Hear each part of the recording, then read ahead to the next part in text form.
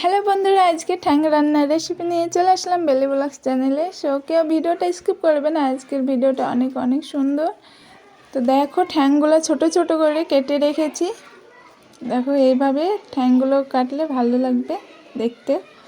অনেক বড় বড় ঠ্যাং ভালো লাগে না, আর হাঁড়িতে নাড়াচাড়াও করা যায় না। এটা কিসের ঠ্যাং যদি জানতে চাও তো কমেন্টে জানাও, আমি জানিয়ে দেবো এটা কিসের ঠ্যাং। তার আগে বলবো না। সো এবার ঠ্যাংগুলো ধুয়ে নিয়ে আসবো। দেখো, ধুতে নিয়ে চলে আসলাম, দিয়ে ভালোভাবে পরিষ্কার করে নিয়েছি আগে, তারপরে ধুয়ে নিলাম। এদের ধোয়া কমপ্লিট। তারপরে যে হাঁড়িটা রান্না করবো সেই হাঁড়িটা দিয়ে দিলাম, দিয়ে হলুদ গুঁড়ো দিয়ে দিলাম, আর তারপরে পেঁয়াজ কুচি, রসুন সব কিছু একসঙ্গে দিয়ে দিলাম। তো দেখো, দিয়ে আবারও একটু হলুদ গুঁড়ো দিয়ে দিলাম, দিয়ে নুন দিয়ে দিলাম পরিমাণ মতো, তারপরে লঙ্কা গুঁড়ো দিয়ে দিলাম।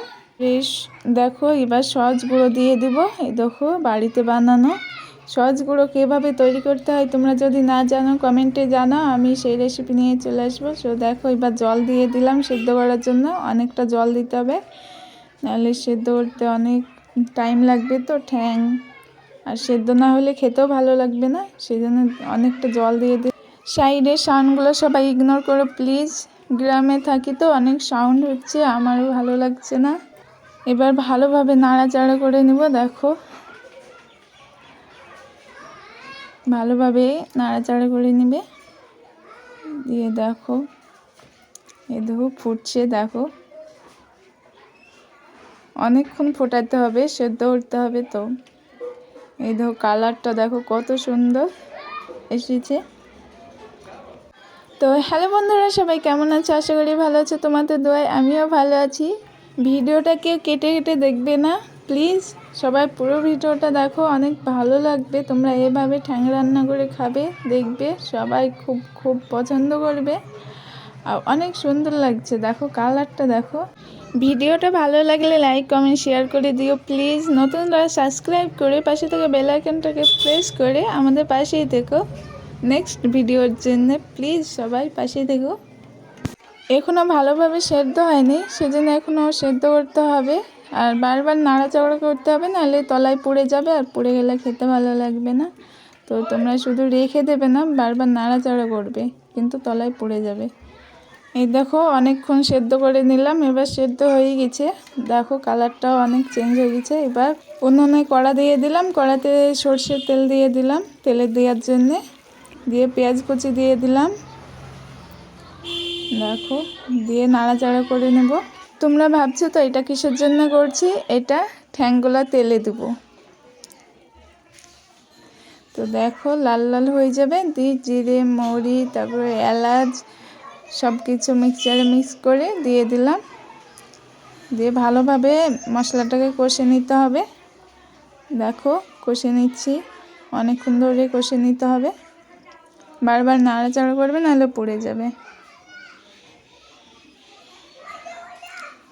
দেখো, ভালোভাবে জলটাকে একদম শুকিয়ে নিতে হবে। মশলাগুলো কষা হয়ে গেলে ঠ্যাঙের হাঁড়িটাই দিয়ে দিব এগুলো। তো দেখো, এই দেখো মশলাগুলো কষা হয়ে গেছে, এবার দিয়ে দেব।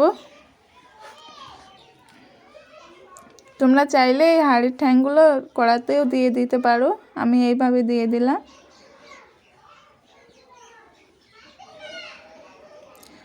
ভিডিওটা ভালো লাগলে প্লিজ লাইকটা করে দাও। তোমাদের জন্য এত কষ্ট করে ভিডিও আনছি আর তোমরা লাইক তাই করছো না, এত কিপটে কেন বলো? তাড়াতাড়ি লাইকটা করে দাও। দিয়ে এবার ভালোভাবে নাড়াচাড়া করে নিব এই মশলাগুলো দিয়ে। এতক্ষণ আমাদের ভিডিওটা দেখার জন্য অনেক অনেক ধন্যবাদ। তো দেখো, এইভাবে নাড়াচাড়া করে নিব, নাহলে তলায় পড়ে যাবে। দেখো কত সুন্দর কালার, তোমরা থাকলে বুঝতে যে এত সুন্দর কালার আর এত সুন্দর সেন্ট হয়েছিল, তোমাদের সেন্টটা শুনেই খেতে ইচ্ছা করতো। যদি ইচ্ছা করে চলে এসো আমার বাড়ি, একদিন রান্না করে খাওয়াবো। তোমরা বাড়িতে এইভাবে ঠ্যাং রান্না করে সবাইকে খাওয়াবে তো? একবার খেলে কিন্তু বারবার খেতে চাইবে, তোমরা কিন্তু বারবার রান্না করে দেবে। সত্যি এত সুন্দর হয়েছিল না ঠ্যাং রান্নাটা, তোমরা খেলে বুঝতে। আমার ঠ্যাং রান্না কমপ্লিট, এবার দেখো খাবো। খাওয়ার জন্য বাটিতে তুলে নেব একটা ঠ্যাং। সো দেখো কত সুন্দর কালার, ওয়াও। তোমাদের জিভে জল চলে এসো আমার বাড়ি, একসঙ্গে খাবো। দেখো কত সুন্দর, বিশ্বাস হচ্ছে না তাই না, কিন্তু সত্যি অনেক সুন্দর। দেখো